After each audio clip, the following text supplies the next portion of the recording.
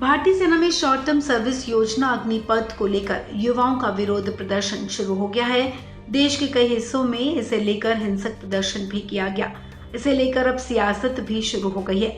BSP supremo Mayawati के बाद अब समाजवादी पार्टी के अध्यक्ष और यूपी के पूर्व सीएम अखिलेश यादव ने भी योजना पर सवाल खड़े किए हैं। सपा अध्यक्ष अखिलेश यादव ने गुरुवार को एक ट्वीट किया जिसमें उन्होंने लिखा कि देश के भावी सैन्य बलों पर बल का दुरुपयोग कर भाजपा सरकार युवाओं का मनोबल गिरा रही है। उन्होंने आगे लिखा कि भारत माता का उद्घोष झूठे दिखावे का नहीं, सच्ची देशभक्ति का प्रतीक होना चाहिए।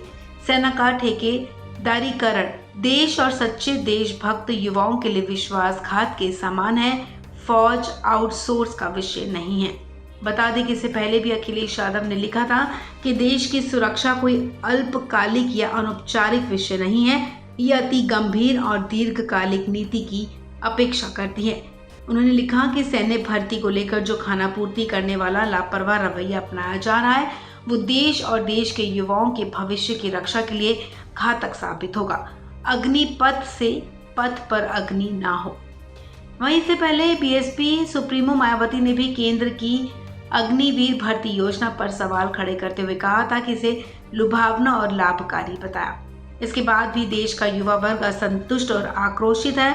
मायावती ने कहा कि सरकार को तुरंत अपने फैसले पर पुनर्विचार करना चाहिए।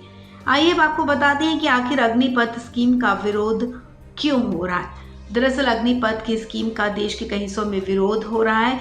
इसका कारण सेना में लंबे समय से रुकी भर्ती प्रक्रिया के शुरू होने के बाद इसके शॉर्ट सर्विस का होना है। सेना में 4 सालों के लिए अग्निवीरों का नियोजन होगा। सेना की सेवा से निकलने के बाद युवाओं को अपने करियर की चिंता सताएगी। इसी मामले को उठाते हुए लोग अब इसका विरोध कर रहे हैं। साथ ही आर्मी भर्ती में पुरानी व्यवस्था को लागू करने की मांग की जा रही है। इस खबर में फिलहाल इतना ही। तमाम अपडेट्स के लिए आप बने रहें वन इंडिया हिंदी के साथ।